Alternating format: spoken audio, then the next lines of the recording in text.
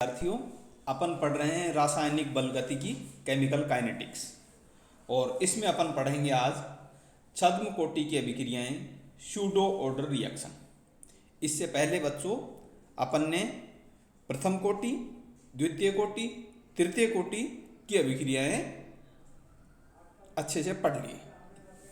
अब जो छद्म कोटि की अभिक्रियाएं हैं बेटा, उनमें क्या होगा, सूडो ऑर्डर रिएक्शन। छद्म कोटि की अभिक्रियाएं ये वे अभिक्रियाएं होती हैं जो हमें दिखती तो किसी अलग कोटि की हैं और हकीकत में किसी दूसरी कोटि की होती हैं। यानी हमें दिखेगा इनका ऑर्डर 2 और होती हैं अलग से ये फर्स्ट ऑर्डर की। हमें दिखेगा ऑर्डर 3 और होंगी ये सेकंड ऑर्डर की। हमें दिखेगा ऑर्डर 0 और होंगी ये किसी अन्य ऑर्डर की। ये मतलब है इनका। जैसे कुछ लोग मुखौटा पहन लेते हैं ना, तो हकीकत में तो उसने किसी ने शेर का लगा लिया, किसी ने किसी अन्य का लगा लिया, तो वो तो मुखौटा हुआ, हकीकत में उसके पीछे का आदमी अलग है। उसी तरह से रिएक्शंस हमें दिख कुछ रही हैं और वास्तव में उनका ऑर्डर अलग है, इसलिए इनको सूडो ऑर्डर या छद्म कोटि की अभिक्रियाएं कहते हैं।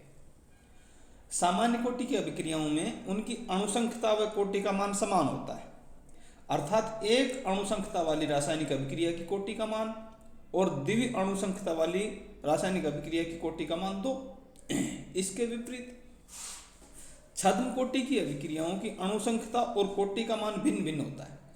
सामान्यतः इनमें एक क्रियाकारी अणु विलायक का होता है और विलायक चूंकि अत्यधिक सांद्रता में विद्यमान रहता है, अतः अभिक्रिया के संपन्न होने से उनमें हुआ सांद्रता परिवर्तन महसूस नहीं होता है। जैसे अम्ल उत्प्रेरित एस्टर जल अपघटन की अभिक्रिया जो होती है बेटा, उसके अंदर हम देखेंगे कि जो एस्टर है वो वाटर से रिएक्शन करके क्या बनाएगा, एसिड और अल्कोहल बनाएगा। इसी तरह से एक अभिक्रिया होती है बेटा इन्वर्जन ऑफ शुगर, शर्करा का प्रतिपन्न, जैसा मैंने आपको डायग्राम में दिखाया गया है। इसमें भी एक क्रियाकारक अणु विलायक का होता है, जो वाटर है ना बेटा वो विलायक है। इस अभिक्रिया का अध्ययन ध्रुवण घूर्णन द्वारा किया जाता है। अभिक्रिया के प्रारंभ में अर्थात जब t बराबर 0 होता है तो सुक्रोज का प्लस ध्रुवण घूर्णन R0 प्रदर्शित होता है। जैसे जैसे जल अपघटन होता जाता है और वाम ध्रुवण को प्रतिपसंकरा बनता जाता है और ध्रुवण घूर्णन के कोण RT का मान घटता जाता है और काफ़ी अधिक या अनंत समय के बाद t इनफाइनाइट हो जाता है, तब अभिक्रिया पूर्ण हो जाती है बेटा। और प्रतीप शर्करा का घूर्णन माइनस घूर्णन और R इन्फिनिट को शो करता है। तो इस तरह से और है इसका एसिटिक एनहाइड्राइड की इथेनॉल से रिएक्शन, तो इथाइल एसीटेट बनता है और वाटर बनता है। मिथाइल एसीटेट की वाटर से रिएक्शन, तो एसिटिक एसिड बनेगा और मिथाइल अल्कोहल बनेगा। तो ये इस तरह की अभिक्रियाएं हैं बेटा जिनमें हमें ऑर्डर दिखाई दे रहा है 2 और हकीकत में इनका ऑर्डर होता है 1।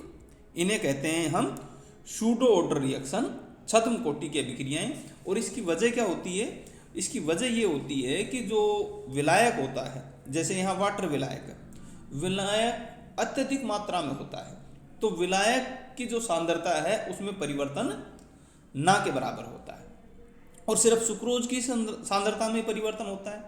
जब हम अभिक्रिया का ऑर्डर निकालेंगे तो वो ऑर्डर सुक्रोज की सांद्रता के परिवर्तन पर निर्भर करेगा, ना कि वाटर की सांद्रता के परिवर्तन पर, क्योंकि वाटर की सांद्रता में तो परिवर्तन ही नगण्य हो रहा है, लेकिन सुक्रोज की सांद्रता में परिवर्तन बहुत ज़्यादा हो रहा है।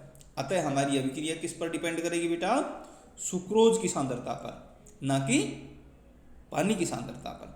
तो इसको देख के हम कह सकते हैं कि हमें दिखाई दे रही है ये 2 अणुसंख्यता और 2 कोटि की अभिक्रिया, लेकिन होती है ये 2 अणुसंख्यता और प्रथम कोटि की अभिक्रिया।